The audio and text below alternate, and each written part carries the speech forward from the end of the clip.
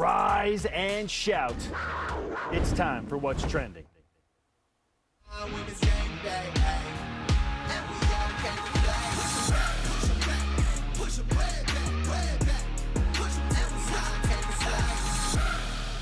What's Trending, presented by Tim Daly Ford, part of the Tim Daly Auto Group, serving Utah since 1968. How many wins are left on the BYU men's basketball schedule? The Cougars have 3 regular season games left, plus at least 1 guaranteed in the West Coast Conference tournament in Las Vegas. And then depending on how all of that shakes out, who knows when it comes to a potential postseason appearance for BYU. So we've set the number at 3.5. Sweating. I know, this is tough. Okay. Jarom, are you going over or under 3.5 wins remaining on the BYU men's basketball schedule? Okay, Santa Clara tonight at home, at Santa Maria, San Francisco next Saturday. All tough games. Then at least the game in Vegas, as you mentioned, we're hoping it's like 3 or 4. And then there's 6 to the NCAA title, Spence. I'm just kidding. Well, I'm not kidding. That's a true fact of truth. If BYU got in, they'd be in the first 4, so it'd actually be 7. So I say way over. It's like 9. Okay, I expect BYU to win tonight against Santa Clara. Real good Santa Clara team going for their 20th win of the season. That'd be back-to-back 20 wins for the first time since '96 when they had Steve Nash. That's incredible. Like they're having a nice run here the last couple of years. Brandon Pajemski really changed things for them this year in particular. Herb Sendek's the real deal. He does a nice job wherever he goes. NC State and Arizona State and so on, Miami of Ohio, Wally Zerbiak and all these guys. Right? So, yes, I expect BYU to win in spite of the week BYU had last week. At St. Mary's, I do not expect BYU to win. I certainly hope they do. And then I expect BYU to beat San Francisco, one of the bottom seeds, the bottom 4 in the West Coast Conference. BYU certainly kind of in that spot at 6, right? So I think there's 2, and then I think BYU wins the game in Vegas. Now, that other game, I'm not so sure about. Because does BYU get an NIT invite if they end up with 19 wins? They can get 2 in the regular season here to get to 18. They can get 1 in the WCC tournament. Let's say, as you presented, BYU is a 5 or 6 seed. I can't even remember if it was on the air or not. Let's say if BYU is a 5 or 6 seed, and then they get to that opportunity in the quarterfinals, and maybe you match up with an LMU. And that's a matchup on a neutral court I actually like. I didn't like the one in LA. I love the one here in Provo, of course. BYU won by 20. Yeah, you could get that 4th win at that point. So I'll say over, but it does depend on matchups in the WCC tournament. For sure. Like if BYU is going to line up with a tougher quarterfinal, like Santa Clara on a neutral court, different than Santa Clara and Provo. I would have Santa Clara probably on a neutral court against BYU at the moment. But in Provo, BYU's been tough. 11-3. Putting up high 70s. BYU's really different than they are on the road. 2-6 right now. Of course, neutral BYU had a nice win against Creighton, but it's just hopefully BYU gets that 4th dub. We assume in Vegas, and then like if BYU got to the semifinals and lost in Vegas, at this point I would be more than satisfied with that result. People are tired of hearing me say that BYU is a different team at home, but it is what it is. Yeah, we can quantify it. BYU is a very different team at home than they are on the road, especially in conference play. So for a couple of reasons, I'm taking the over. Beginning with, I expect BYU to win their final 2 home games against Santa Clara and San Francisco, just like you presented. Absolutely. I think BYU is going to go 13-3 at home, including 2 wins against pretty good teams in WCC play. And I know San Francisco is a terrible matchup for BYU because they have good guard play. For whatever reason, BYU really struggles this season against opponents in the conference that have good guard play. Well, BYU's starting a true freshman. I mean, it's tough. Dallon's doing a good job. He's a freshman. You can't expect him to play like a junior or senior at the moment. Sure, and it's not just entirely on Dallon per se, but BYU has a tough time defending good guards in conference play, whether it's St. Mary's or it's San Francisco or it's Pepperdine, for crying out loud. They just struggle with good guards. I know, the last place team in the West Coast Conference. But I'd like BYU to win their final 2 home games, and then an understandable loss happens in Moraga. BYU's matchup in the West Coast Conference, if things lay out the way that I expect them to, should be favorable. I have put together a list based on the remaining 3 or 4 games that every team in the West Coast Conference has remaining, and have come out with the regular season finale projections. I believe BYU will be the 5th seed once again, just like they were last year, and will be playing in a Friday night game. So as you look at the top 9, BYU projected to finish 8-8 in these standings, in these Spencer Linton BYU Sports Nation regular season finale projections. I know. That's going 2-1 over the back 3. They're 6-7 right now. We would do quite a bit to go 500 into the Big 12. Indeed. Like very different conversation next year. Yeah, gotta get better. 500. Gotta get better. So BYU, I think, will finish in the number 5 spot. That means they would take on Portland or San Diego on Friday night. And I like both of those matchups. Why? Because their guards have not given BYU trouble in the matchups this year. No, those San Diego and Portland, no. I like those matchups for BYU, so I expect BYU to pick up a 3rd win and get to Saturday's game against the number 4 seed LMU. Now, Cam Shelton is awesome for LMU, but he doesn't really have a backcourt mate that gives BYU problems. It's Cam Shelton. Yes. And BYU's he's been awesome against St. Mary's and Gonzaga. Sure. He was not awesome in Provo against BYU. He wasn't particularly great on LMU's home court. It had a slow start, finished with 16 points. It was a 64-59 slug. Yeah, it was not a great performance. So Cam Shelton has struggled against BYU. First team all-conference guy this year. Yeah.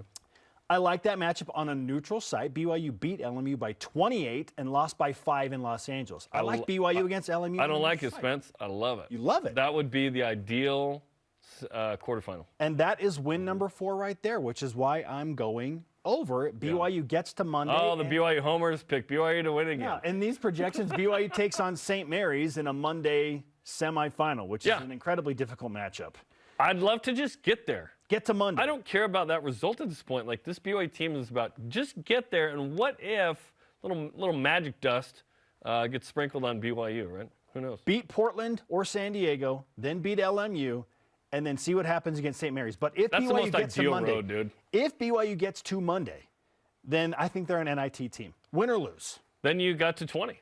You have 20 wins. And you have some quality wins on the resume. You have some bad losses too, but like you're imperfect. That's why you're in the NIT. I'm taking the over. Yeah. But that means BYU has to win their final 2 games. Like, I am projecting BYU to win their final 2 games.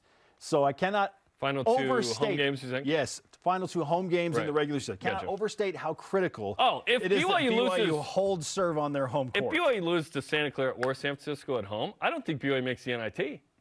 Let alone in Vegas does anything with it.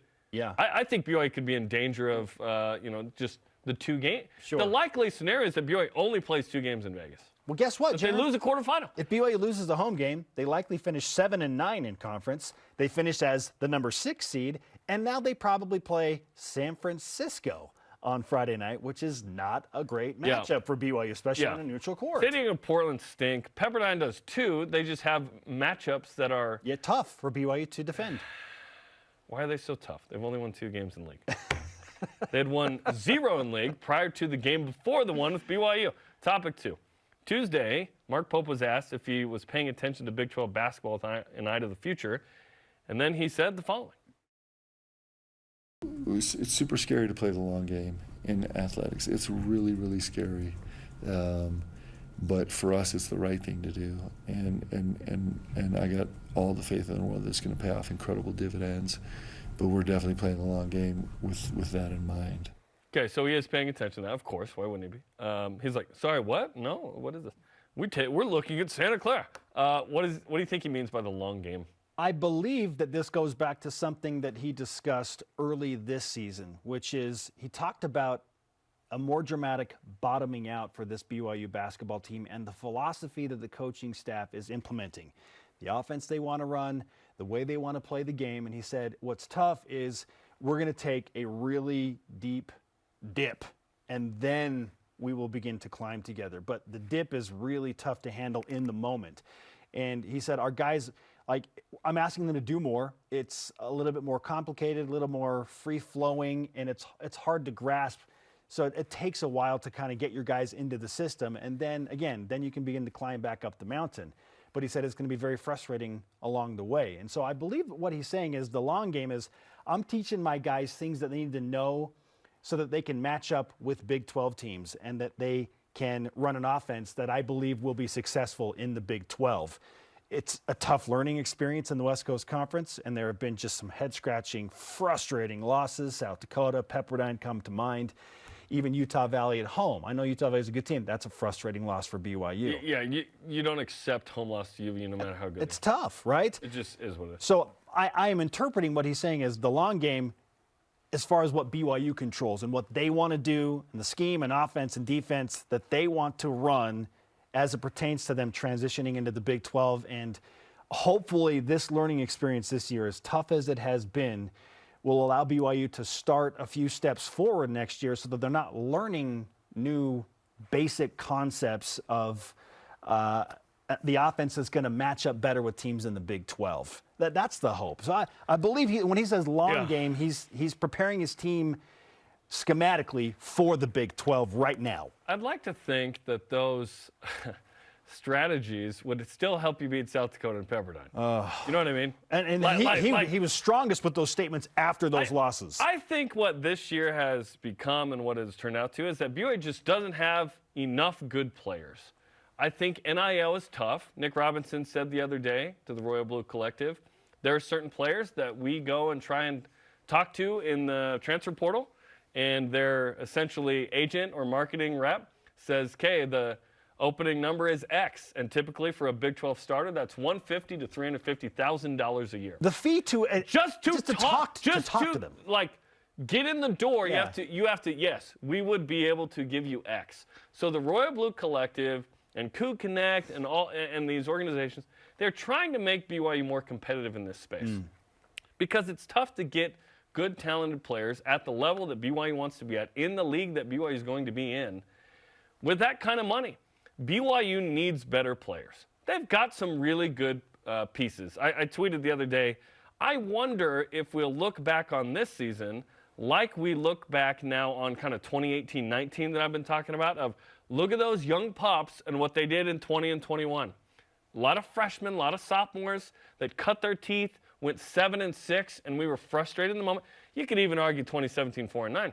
Look what it did in 20, 21, and 22 was a little bit of a step back. Still 8 wins, whatever. Will we look back and go, oh, now that Dallin Hall is a junior, wow, Atiki, Foose, Richie Saunders, Jackson Robinson, those kind of core of 5. Oh, Colin Chandler's back from Mission, the highest recruited player in BYU history. Oh, look at these 3 to 5 other guys that BYU's brought in from other places. Can they elevate in that space to go 7-11 in Big 12 play, 10-3 in non-conference play, win a game in Kansas City in the Big 12 tournament, and now you're in the first 4 or you're an 11 seed, and now you've been hardened by the toughest schedule in the country in that league, or one of them, right? In terms of the schedule, the toughest league. And now you go and play a first-round game where you're like, look, we're in 11, but we ain't scared because we played 6 everybody. Seed, we played 7 of you this year, twice. We played 3 number 1 or 2 seeds, and we are ready. This is a game we've been in. That is the hope of the long game, I think, perhaps in Mark Pope's mind, of it's going to take a sec. Stay with us. We've got a young core. We've got the highest recruited player in BYU history coming back in a couple of years. We will continue to add pieces. But it's really important for these collectives to do a great job to get BYU in a space where they can get better talent. Yeah, I need to clarify. There's not a fee to talk to the players. You just have to guarantee that there will be 150,000 Will you be able plus. to do at least 150 to 350 on this guy? Then you can talk to my guy. If not, we don't even chat. You can talk to him if you can guarantee at least this much. That's crazy. Also, I love that you brought up the core. We've had the conversation a lot. Yes. Every great BYU team has a core, right, that's grown together and built together. Sometimes it's tough to be patient and wait for that. But, hey, by the time Dallin Hall's a junior and Foose is a senior and Jackson Robinson has grown up a little bit more, and then Richie Saunders. So true, and it's annoying because what we want is right now, right? Sometimes this team isn't built to get to the tourney right now. But in a year or two, perhaps. I'll say this. Need to add more pieces. I'll say this before we transition to our question of the day.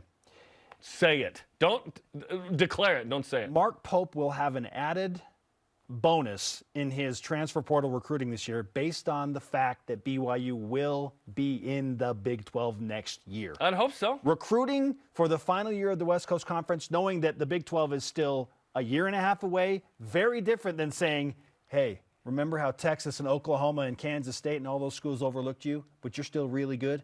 Come to BYU and compete against them. Come and show them that you are every bit as good as the players that they brought into their programs. Mark, that's what Utah did in the Pac-12 with football.